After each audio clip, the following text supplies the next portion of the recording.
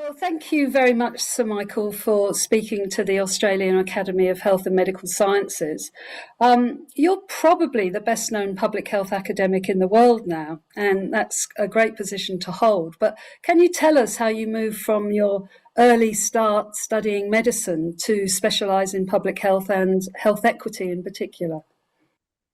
Well, I was doing clinical medicine and loved it. I liked the contact with patients. I liked the science. I knew I wanted to do research, and I assumed it would be in some branch related to clinical medicine. But even as a medical student, I used to think of disease as failed prevention. It seemed to me, why would you want to do drastic operations on cancer? Wouldn't you want to prevent cancer? And so on. And then as a young doctor at Prince Alfred Hospital in Sydney, I was working in the thoracic unit, and we were treating these patients with asthma and chronic obstructive pulmonary disease. Back they would come, patch them up, send them home, back again. And I thought, there's got to be a better way than this. And Peter Harvey, who was a chest physician, said to me, I've got just the thing for you. It's called epidemiology. I said, what's that? He said, these doctors, anthropologists, statisticians, they work together and they look at how rates of disease vary depending on people's living conditions. I think that's the thing for you. So I went off to University of California, Berkeley, and did a PhD in epidemiology. I jumped in with both feet, and I had no idea where it was going, but I didn't look back. Okay, and I think it's fortunate for all of us that you didn't look back. You were looking forward to social determinants.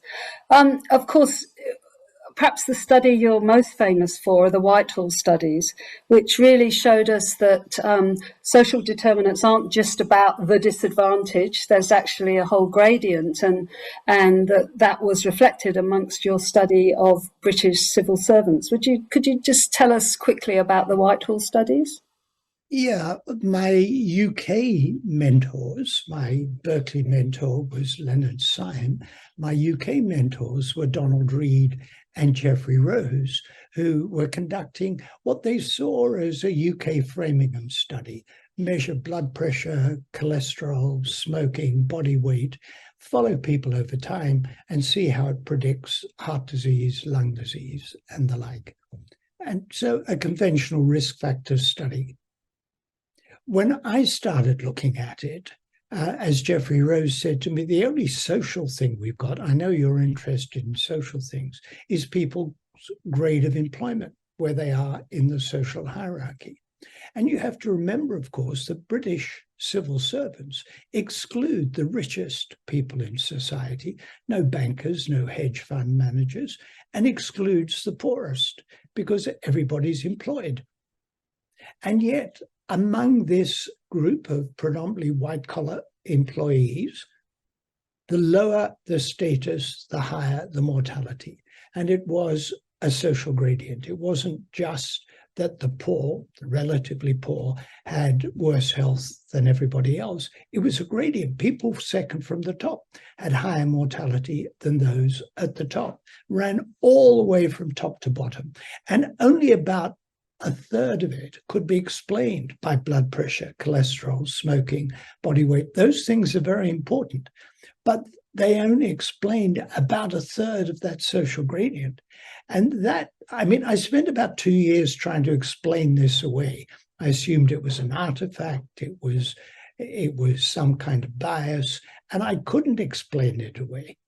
And then eventually, when we started to get national data, we saw the same thing in the national data. This wasn't just about civil servants, and it wasn't just about heart disease, about all-cause mortality and a whole range of other diseases.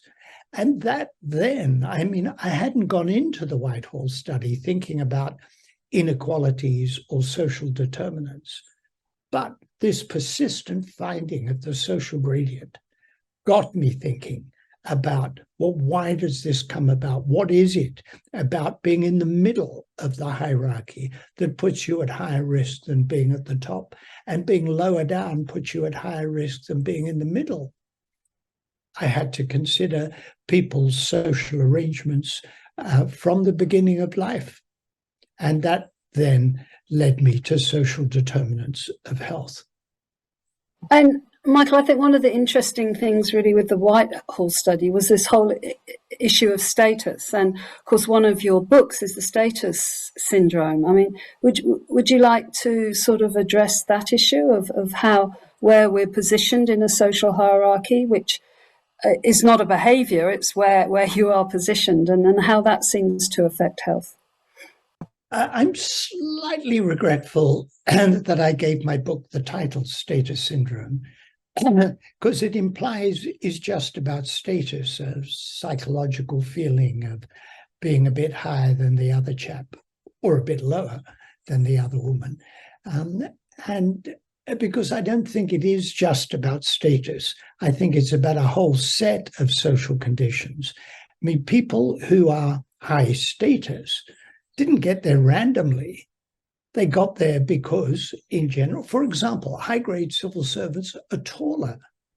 Then there's a clear gradient in height. Now, that might be because if you get promoted, you grow, but I think that's a bit unlikely. And it could be that taller people are more likely to get promoted. That's possible. But I think a better explanation is that social conditions in childhood lead to childhood growth, which predicts adult height, and better social, emotional, behavioral, educational, cognitive, linguistic characteristics, which lead to better education, which in turn lead to better jobs and higher positions. So although I called my book Status Syndrome, I don't think it's just about status. I think it's about the whole set of social conditions that go with a particular position. Now, there's some philosophers these days who want to talk about luck egalitarianism. It's all a matter of luck. Well, in some level, it's luck. I mean, the luck of being born to upper middle income parents who ensure you have a good education. You could say that's luck, as distinct from being born in a Bangladeshi village. That's luck. But the rest is socially determined. It's not luck. I mean, the luck of having good conditions in childhood, okay, but having good conditions in childhood then are powerful determinants of what happens subsequently. That's not luck. Yeah, and I always think I was lucky, but to have been brought up in a Britain that had generous grants for low-income kids to go to university. So you could see that as luck, or you could see it as a society committed to equity, I guess. So if we look around the world now, what do you see as the state of health inequities? And if you've got any comments on Australia too. Well, we need to look at health inequities in at least two ways. One is the differences between countries, and the other is within countries. One encouraging thing, let's take, excuse me, infant and child mortality. Because infant and child mortality are so closely linked to social conditions that they're a good indicator. And take the African region compared, say, with the European region. The gap has narrowed. So the very high infant and child mortalities in the African region of WHO compared to North America, Europe, Australasia, that gap has narrowed. So we see that these global inequalities have, to some extent, got smaller.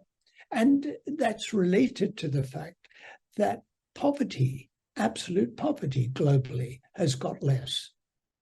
And we tell ourselves, oh, it's still terrible. It is still terrible.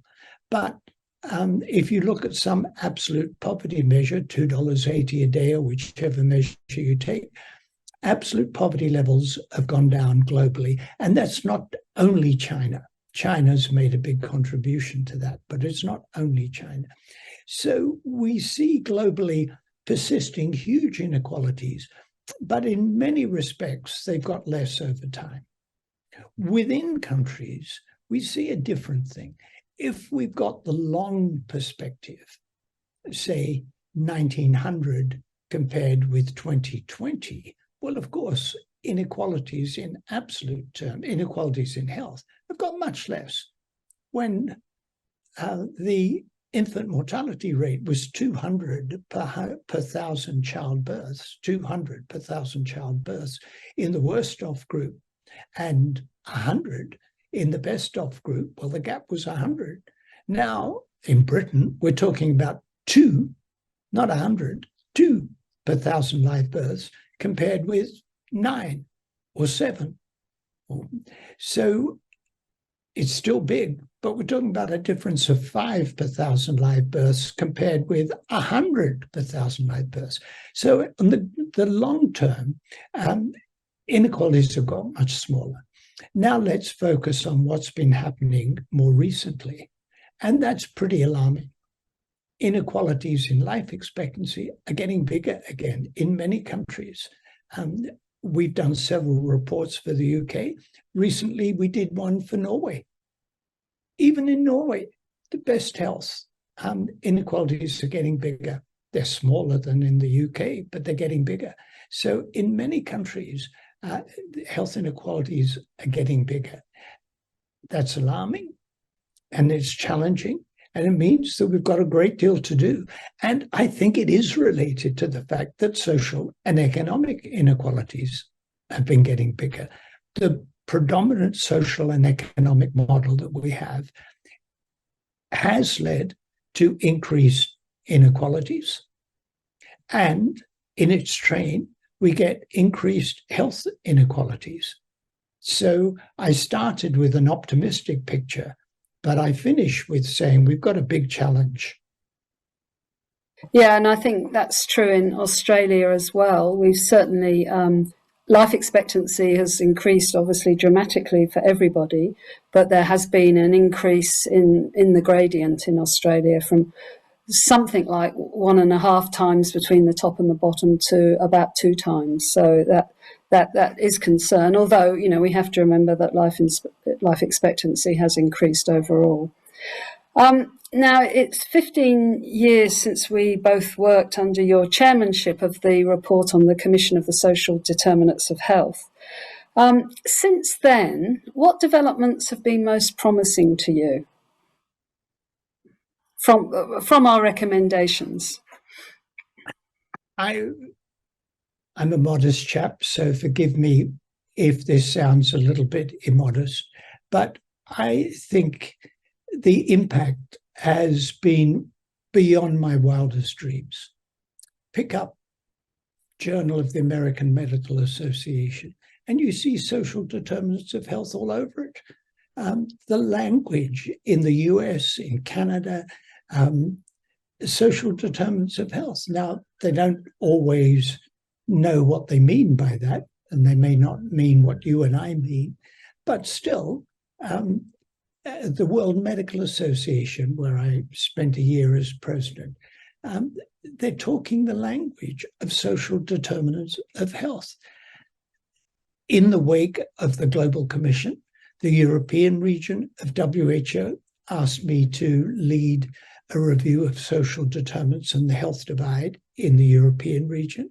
Then the American region of WHO, Pan American Health Organization, I led the commission of PAHO on equity and health inequalities in the Americas. And then North Africa and the Middle East, the so-called Eastern Mediterranean region of WHO, asked me to lead a commission on social determinants of health there. We've been trying to work with countries in the Eastern Mediterranean region. This year I was in Morocco, Tunisia. I'll go to Qatar. There's real interest in countries, in regions. In the Western Pacific region, at the end of last year, I went to a meeting in Cambodia where it was a meeting of the WHO collaborating centres from the Western Pacific region. Australia and New Zealand are part of that. And there was real interest. Singapore said, they asked me on the way home to stop. And the question they asked me was, should Singapore become a Marmot country? I said, I don't need to stop in Singapore to answer that. Yes, of course. Well, we're working with one group for one region of Singapore. So in regions and countries, the language of social determinants, the approach, it's no longer seen as, what are you guys talking about? It's, okay, we've got other priorities, we may or may not do it. I mean, this morning, as soon as we finish, I'm going off to a Labour Party meeting. I've tried not to be party political. I'd like the current government in Britain to take on what I want them to do, but they've shown very little interest in doing anything, let alone taking on my agenda. But I'm going to a Labour Party meeting and I'll talk to the Shadow Secretary of State for Health. It's on the agenda. In Australia, there was one particular moment. I was sitting in Darwin having lunch with two Aboriginal men who were involved in community-controlled healthcare organisations. And they said, we use your report all the time. And I thought, when I wiped the tears away, I thought, when we began the commission, if I wanted to develop a benchmark of success, it would not have included sitting at the top end of Australia talking to two men involved in a community-controlled healthcare organisation. So the word has spread. If I thought it was all done, I wouldn't still be working. So there's a huge amount to do at getting it implemented, making a difference, dealing with the issues that I talked about a moment ago of the predominant economic model. I hate jargon, but let's call it neoliberalism. The predominant economic model has led to increasing inequalities, a failure of the benefits of economies to be widely spread. There's a huge amount to do, and health inequalities are a consequence of those failures. But by golly, we're on the agenda. Okay, that's great, Michael. And are there things that have disappointed you? I know you're such an amazing optimist, but are there things that have disappointed you? Well, I said just in passing that with the UK government, I'd like them to take it on board. When I produced, in the wake of our commission, Fran, we published the WHO Commission on Social Determinants of Health. We published our report in 2008. And Gordon Brown, the then Prime Minister of the UK, invited me to conduct a review of health inequalities in England to answer the question, how could we apply the findings and recommendations of your global commission to one country? So I produced Fair Society, Healthy Lives, the Marmot Review, in 2010. And Labour were voted out. I don't think it was because of my report that they lost the election. They'd been in power for 13 years. And I was hopeful initially that the new Conservative-led coalition government would take it on. And they issued a public health white paper, which said they would take it on, but they didn't. They did the opposite.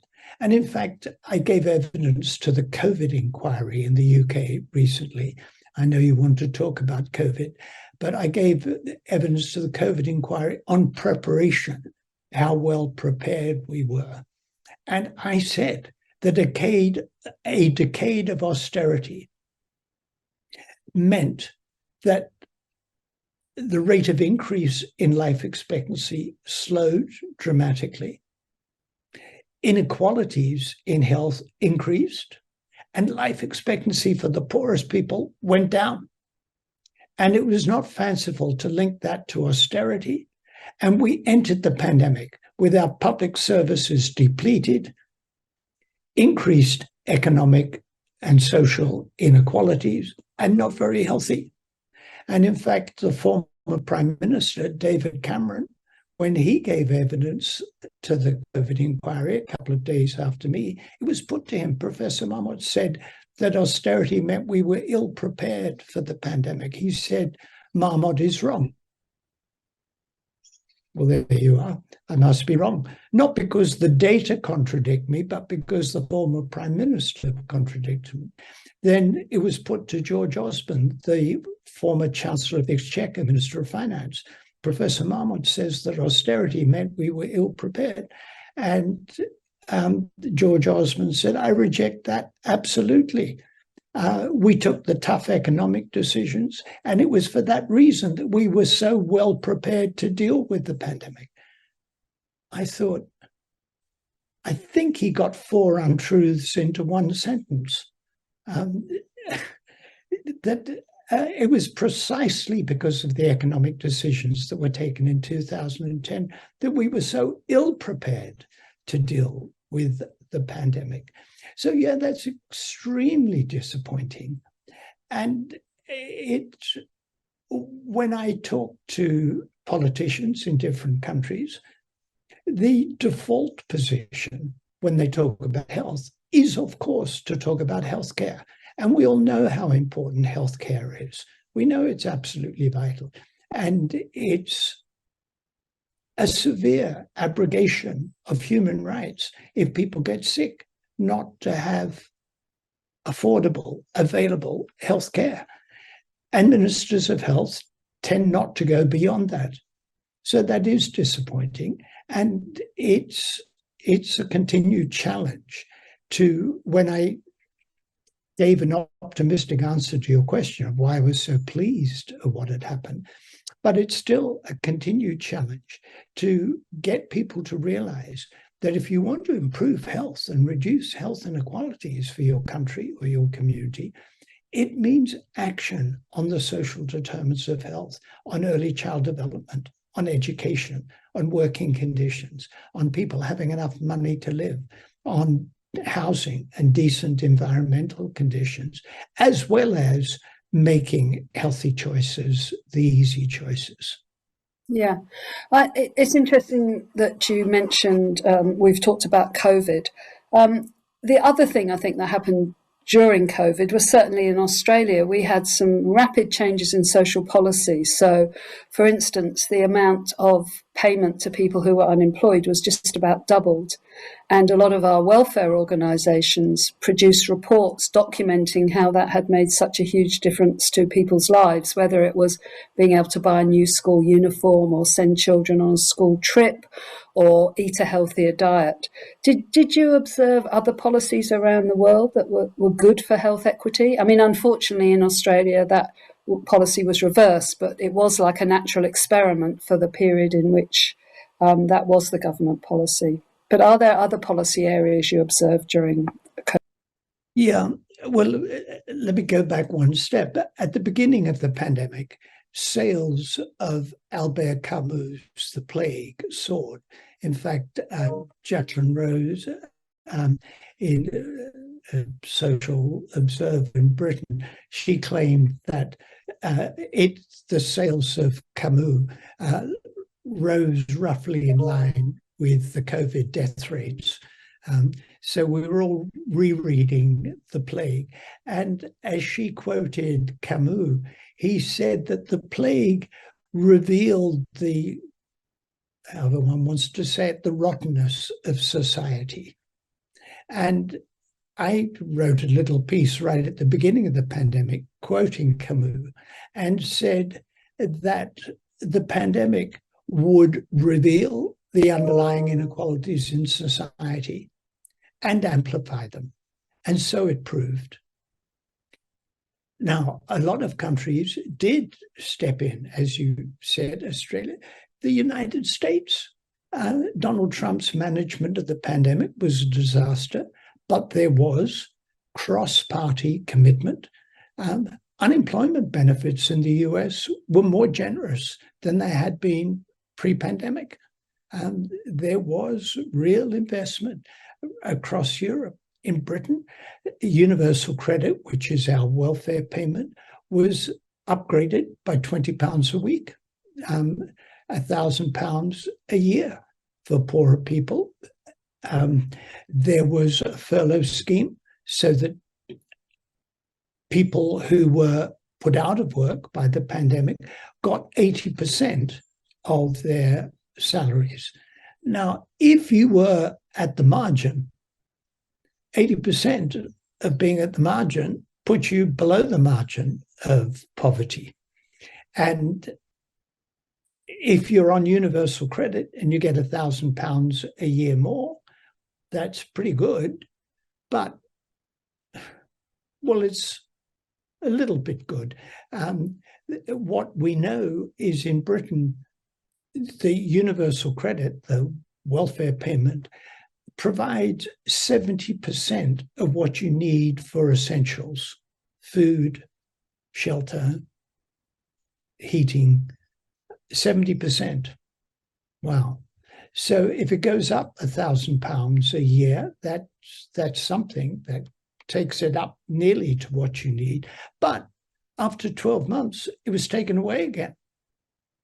Now, if you give people £20 a week more, there's some benefit. You save for a bit. You can buy your child a new pair of trainers.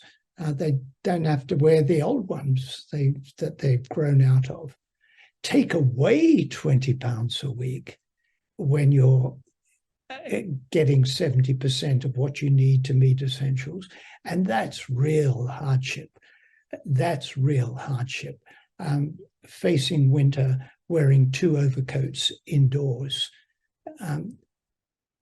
cancelling a children's birthday party because you can't afford it, pleading with the landlord not to be evicted because you can't pay the rent, worrying about what you're going to put on the table for dinner, having to go to a food bank to get food. It's not just absolute hardship, it's erosion of human dignity, and which is fundamental. It's fundamental. It's having the means to live, but the means to live a dignified life. So we saw these real investments from countries to mitigate the inequality impact of the pandemic, but they were temporary. And what we were left with then was the problems we had before, only more so. Yeah. And I think the other issue that came out during COVID was the whole issue of the care economy, and how we really have to think more carefully about that, I think, in terms of it being a particular burden on women, who had both home caring responsibilities and very often are the major workforce for formal care. But I'd like to move on next to think about local government. And I think for our Australian audience, it's worth saying that local government in England controls much more than they do in Australia. They're responsible for education, for social care and so on. And as I understand it, Michael, you've already talked about how your words to the national government the current national government in Britain have gone unheeded. But as I understand it, there are a number of local authorities, or an increasing number of local authorities in England, who are declaring themselves Marmot cities, or picking up on your report.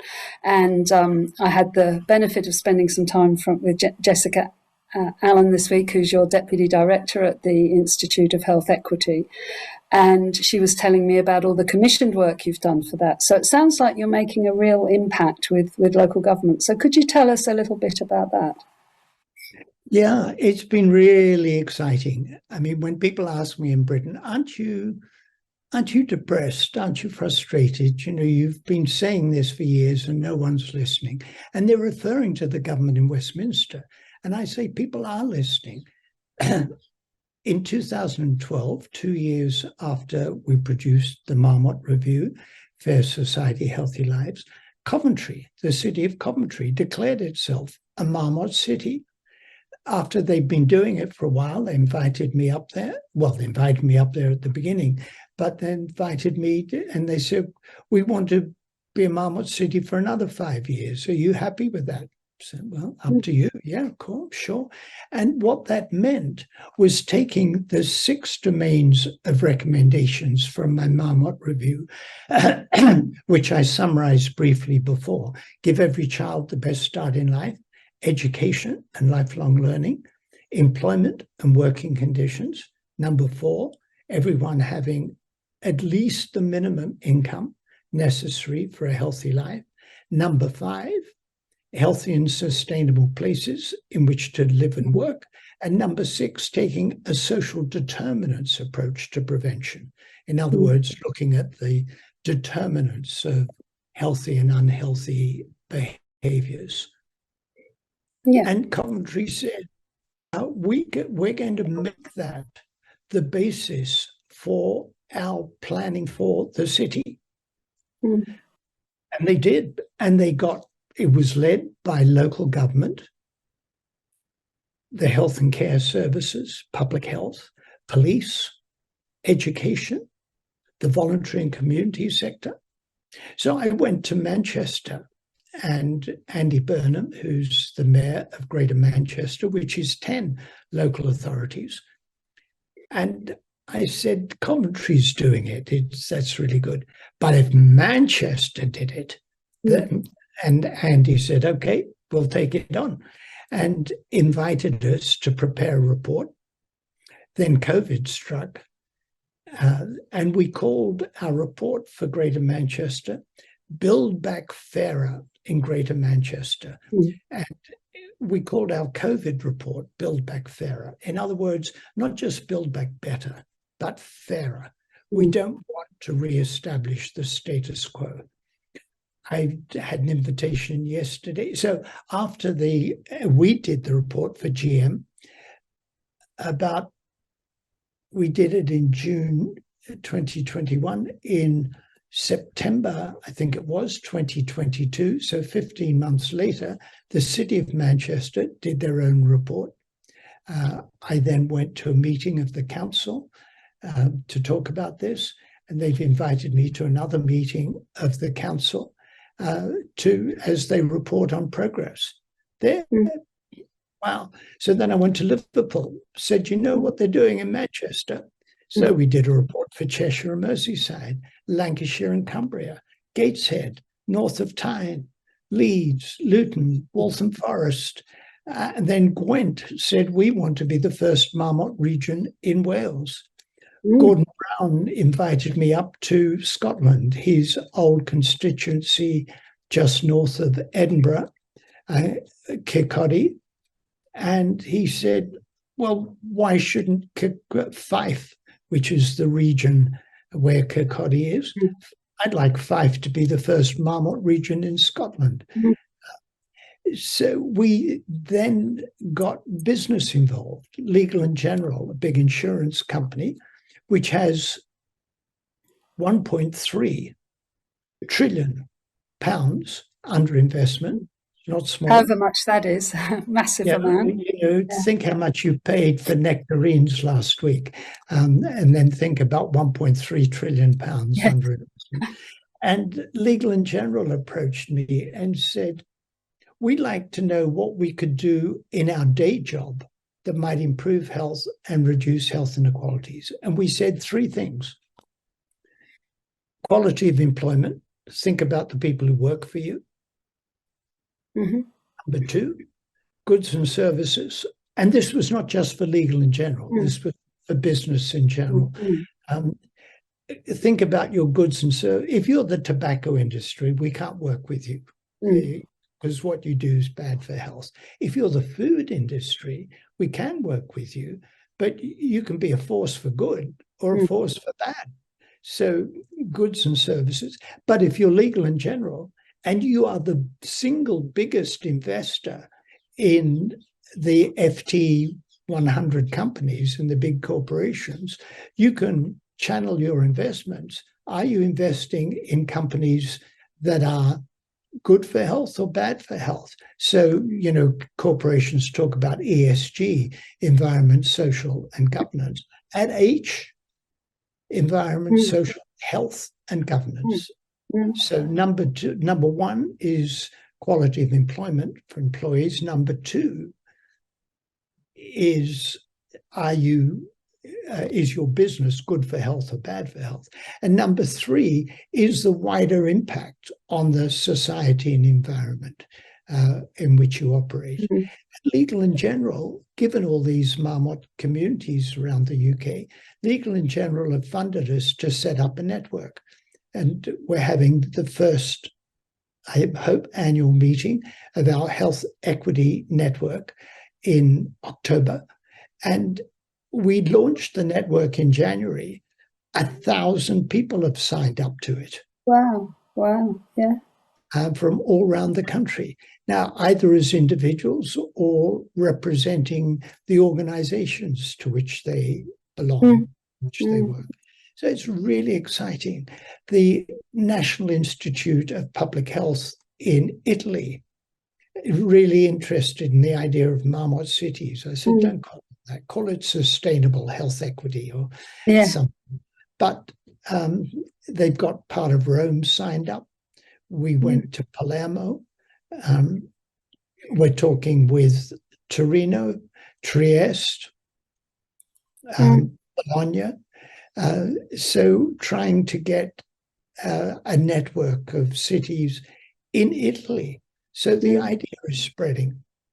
And I mean, I think having that groundswell in the UK, if there is a government that's interested in health equity, that would be an amazing sort of grassroots support for that.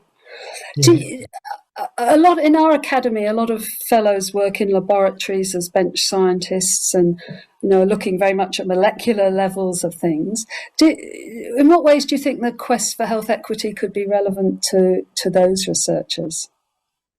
Well, my first approach is that the more we understand about health and disease at every level, at the molecular level, at the societal level, and everything in between, knowledge has got to be better than ignorance. And I remember when I was chairing a commission on diet and heart disease, and the epidemiology can take you a fair way, but only so far.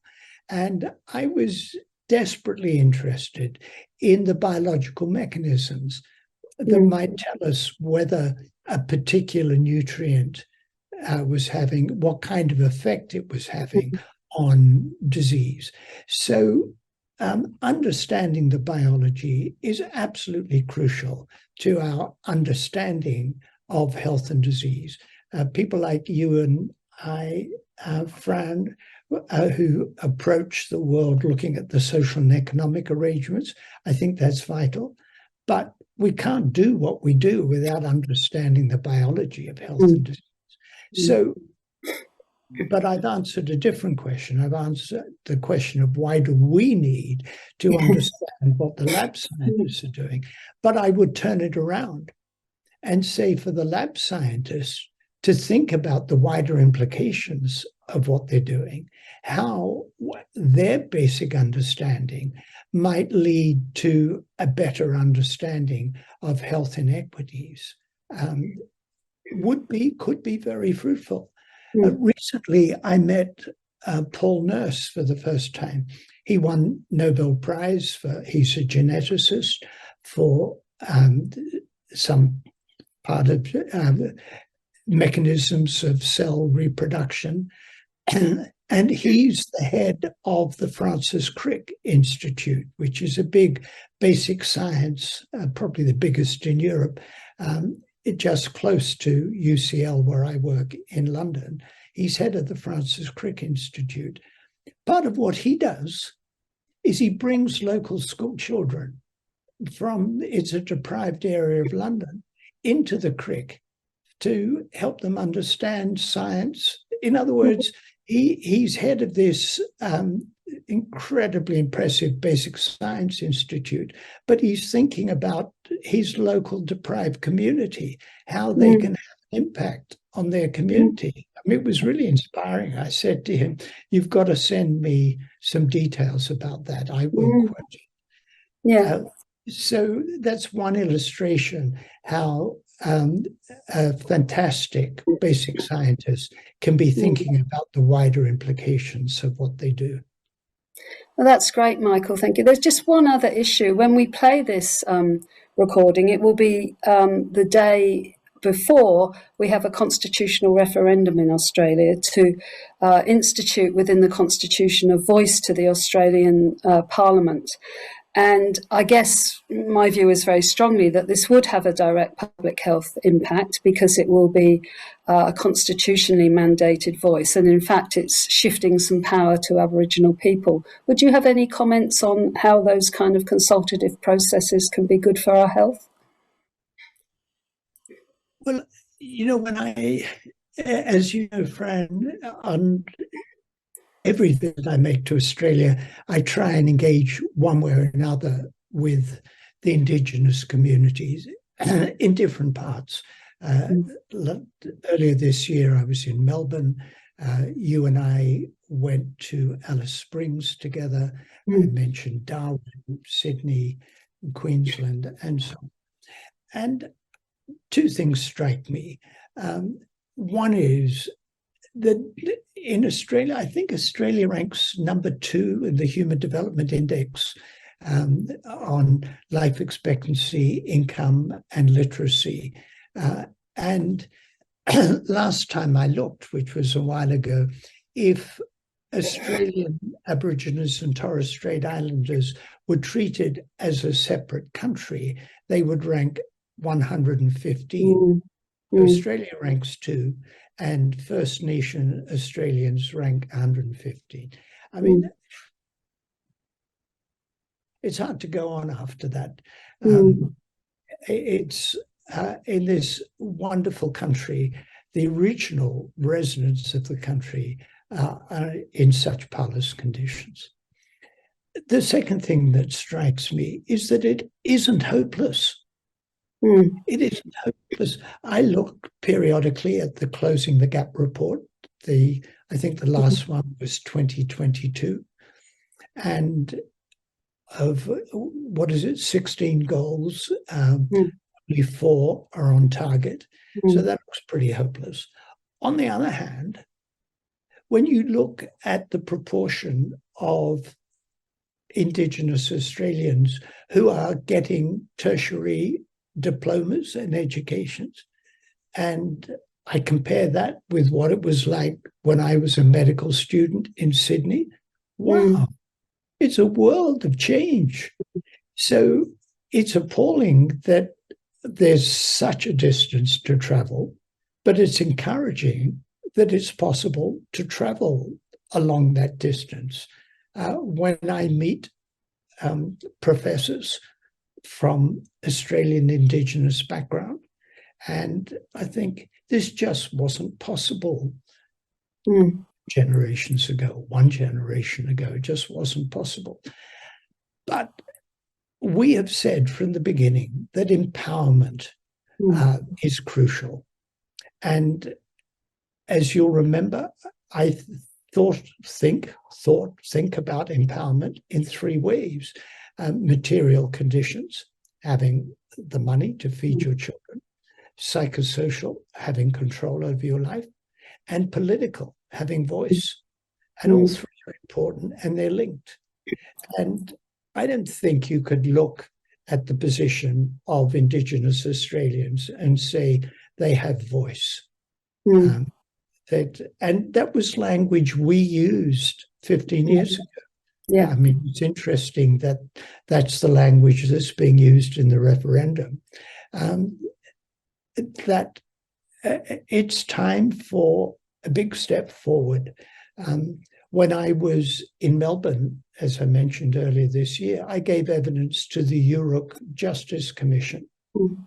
And I had a very sympathetic reception. I mean, not that I'm an expert on the Australian indigenous population, but we talked about social determinants of health. Mm. And I think it's time to take a key step forward to make sure that people have a bigger voice and a bigger say in governing their own affairs. I mean, on one of my visits, somebody said, but do that population want our help? And I said, of course not. They want to be mistresses and masters of their own affairs. They want to be active participants in creating their own future. It's not a matter of help. It's a matter of creating the conditions for people to be authors of their own destiny. And if having voice helps that, then that's a good step forward. Yeah, well, I think that's a great note to end on, Michael. I think that very strong support for the idea of empowerment being good for your health is a really important part of the message of the social determinants of health. And thank you so much for making the time to record this for the Academy annual meeting. My pleasure. Thank you.